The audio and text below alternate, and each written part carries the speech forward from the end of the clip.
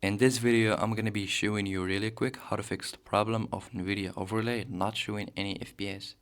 So first of all, what I'm gonna do is I'm gonna open the overlay using Alt-Z. Right now I'm gonna go to statistics and I'm gonna turn this on. And here is the problem. In front of FPS, you don't see like an actual number, you just see FPS and then this thing. So how to actually solve this?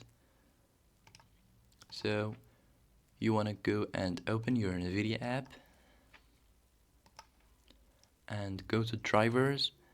Right now make sure that you are running the latest version of your driver. If not, just go ahead and update it.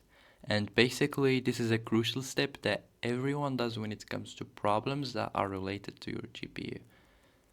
Right now you want to go to settings and make sure that you've turned this on, this option that says NVIDIA Overlay. And this is the actual overlay that is responsible for showing you FPS.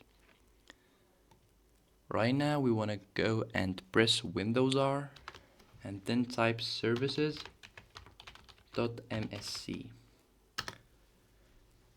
Right now search for something called NVIDIA Frame View. You can consider it as a program that is responsible for calculating your frames per second, your FPS.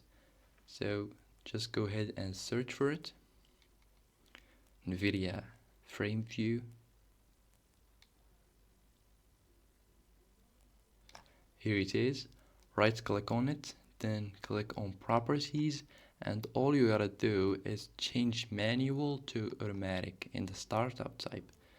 So once you choose automatic, press OK and apply and restart your PC. And the next time you launch a game, seeing FPS should be working fine with you.